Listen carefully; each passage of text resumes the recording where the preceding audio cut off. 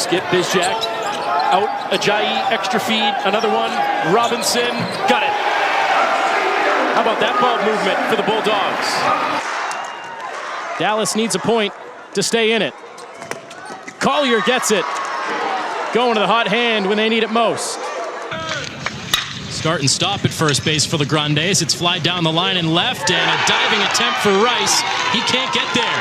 LeGrande has great wheels, wave around at the third base bag. Relay to the plate. Capisi's tag, not there in time. Saunders. Alessio! And the subs combine for the go-ahead goal for the Huskies. End line, Bowers. Up top, Kyle lets it rip. Unstoppable in the first half for Caroline Kyle. Deep into the shot clock here, only 5 left. Hart has to create, and he rolls it in. Carlos Hart has had a big second half. There's Mateo Ponce Ocampo with options. Baker's one of them. Carney a save. Zenge the second ball. Carney another one. Back row, Davis, what can't she do? She's everywhere for the Cougars. Perry runs into traffic and she turns it over. Here comes Miami. Scalia to tie. Jay's got it. Miami has come back. Joe's bunt, it's down, safety squeeze, Maugers glove flip. They got him at the plate. What a play by Maugers off the mound. As Feast Week rolls on, we bring you to Cincinnati, Ohio tonight. Eastern Michigan is in town, trying to bounce back from a loss on Monday as they take on the Cincinnati Bearcats, trying for back-to-back wins. Welcome courtside in Fifth Third Arena. So glad you're with us tonight. Alongside Terry Nelson, I'm Anthony Mazzini. You asked both of these coaches about the matchup. They kind of give you 2 totally different answers, Terry. Stan Heath for Eastern Michigan, he said comparing the Eagles to a Cincinnati is like comparing a hamburger to a filet mignon. You asked Wes Miller about this matchup. He said the Eagles are one of the best, most physical, most Power 5 ready non-conference teams they're going to face. The truth's probably somewhere in the middle. As we welcome you courtside in Fifth Third Arena, glad you're with us. With Stephanie Niemer and Melissa Lucky, I'm Anthony Mazzini. We'll check in with Chase Yonts in a little while. Guys, postseason implications in this match tonight, but different reasons for each team. For Colorado, they hope a couple of wins gets them a hosting seed. For Cincinnati, they hope a couple of wins gets them into the tournament in general. Robinson filling in at that point guard duty for Jalen Jackson, who has not played since November 23rd. He is out for the year with an ankle injury. He has announced his intentions to return to Butler next season. Down low for Drayton Jones, the unsung hero of this Butler team, not talked about enough. He gets the roll inside. He's done a fantastic job all year at impacting the game without scoring. He can score with his back to the basket, but he does a tremendous job running the floor.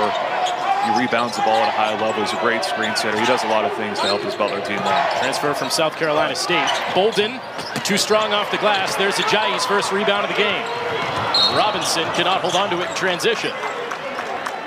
Now Thad Matta, the head coach of Butler, his 4th season with the Bulldogs. He's approaching 500 career wins.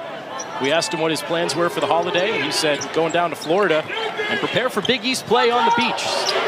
Bizjak is stealing the backcourt, and he finishes with a flush. Butler defense doesn't force a ton of steals, only about 7 a game. Force only 11 turnovers a game. It's towards the bottom of the Big East, but Bizjak takes advantage of one there. Fulton trying to back his way down, but Ajayi blocks it. I think one of the most impressive things Ajayi can do is when he gets a rebound or blocks a shot like that, he can initiate their transition break, which really goes a long way with them being able to play with pace and get out ahead. Too strong off the glass there for Jones. In stride, Bolden leaves it short. NJIT, no points through the first 2.5 minutes.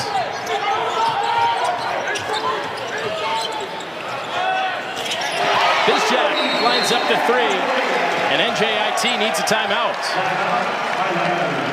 He is one of the guys you don't want to leave open. He's been scuffling lately. Only 5 made threes out of the last 29 attempts entering today. So an encouraging sign, Joey, to see him get off to a good start. Yeah, I think there was a little bit of a miscommunication here on the ball screen in the transition drag, and he tees one up. Yeah, I think Awad got kind of tied up there on that screen and gave Bizjack enough space to get that one off. Third in the Big East in three-point shooting, 36%. He will be a nightmare today if he stays that wide open. Grant Billmeyer, his third season at NJIT. He has some Big East ties, Joe. You two were joking around before the game. He was the main man in charge of scouting you during his days at Seton Hall under Kevin Willard. Yeah, we laughed a little bit about that game. I had spent some time with another one of his former coaches at Ohio State that we had laughed about. One of the games I played well, but they got the last laugh and they won that night, so it didn't really matter too much about my performance. He did throw you a little jab at one point. He said, "I think we left you single covered. They didn't double you." Yeah, no, he made the point that they remained in single coverage all night long. Down 9-0 early. Starting the game 0-4 from the field. Robinson has it knocked away. Stays at this end. Only 6 seconds remaining on the shot clock. Traore coming in for the Bulldogs along with Oliogu Elabor.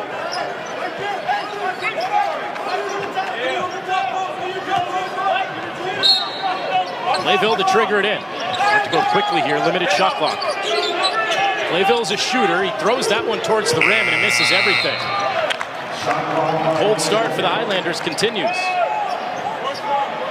I think we've seen a little bit of the point of emphasis that Coach Mata was talking about cleaning up their pick and roll defense and getting better on the defensive side. This is a great game to play some more guys and get that experience before the conference play rolls in. He talked about some of the offensive fluidness, but he also mentioned defensive intensity wanting to pick back up. A foul away from the basketball.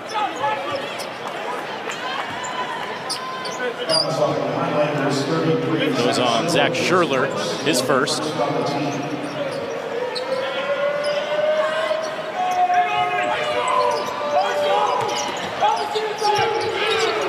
Close out there from Sebastian Robinson. Jai gives it up. Reposition for Ajayi. Double team comes. Oliogu Elabor swings it. Bizjack sidestep. Off the mark from three. And it's out of bounds. Knocked away by Fulton. Stays with the Bulldogs. And what a cool story it is, Billy. Michael Murphy, the pitcher for Xavier today, the junior that's battled injury over the course of his career. He's from right here in Mason, Ohio. He's played some of his high school and summer collegiate ball here, and he gets a chance to pitch on this mound again in an elimination game for the Musketeers. You know, that is so good. Some of his teammates that he grew up with, maybe they'll come to the game, give him a little bit of juice to, help Xavier to a victory this evening. He told us that he was expecting about 15 friends and family coming to these games this weekend. He deals ball one to Rocco Gump. He's been an excellent leadoff hitter. You talked about it just a couple of minutes ago at the start of the broadcast, Billy. He has been a threat at the top of this lineup, showing some power. He's played the small ball game with the bunts. He's run the bases well. He's been a nice player for the Blue Jays. He's just very solid, offensively and defensively. I mean, he just does the things that he has to do to help his team win. Down in the count 1-2. He is 4 of 9, 2 triples. He's driven in 3. And he's reached base in 21 consecutive games. And it's in the dirt for Murphy. 2-2.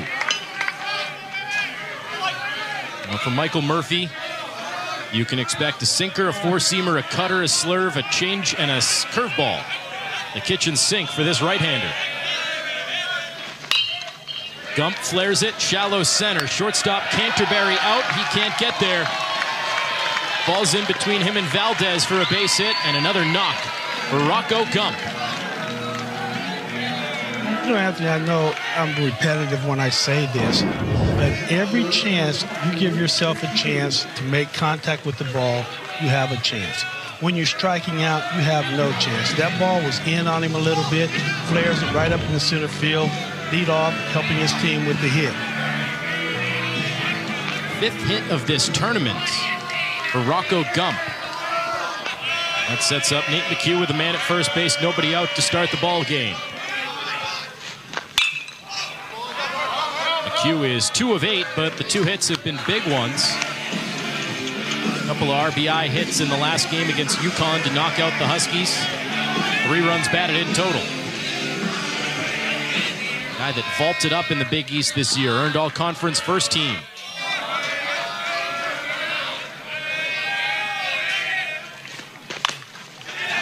Back to the mound, Murphy fields it near the first base line and flips to Townsend. 1 away, runner moves up to second. You know, you look and you see he got jammed on that ball right there. But that was a very good at bat because you advance your runner. It's just like laying a bunt down, putting him in scoring position. You got a man in scoring position in the first inning. That's a good start for Creighton. That sets up Ben North. Arguably their best all-around player, but he has had a tough tournament so far. He's just 1 of 9. He struck out a handful of times, and that lone hit was the dribbler down the third base line that barely stayed fair. It hit off the bag. It did bring in a run, but he has not really made his mark yet in this Big East tournament. Out in front of that, good pitch, and that's the pitch for Murphy, Billy, that he credits with really turning his season around. He found something with that slider in this back half of the year. Well, that was a very good pitch right there, but he better start making sure he gets that ball down, because he throws another one that lays flat like that, it's going to get hit hard. That's a good one there again. Better location and a good result. He strikes out North. That was an outstanding pitch down in the zone, started on the plate, break it off.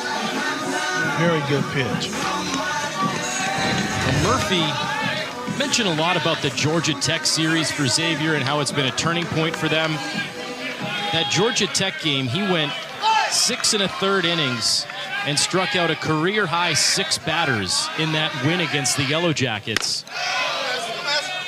And he said that that slider is the pitch that he learned how to throw more. It was his longest outing of his career.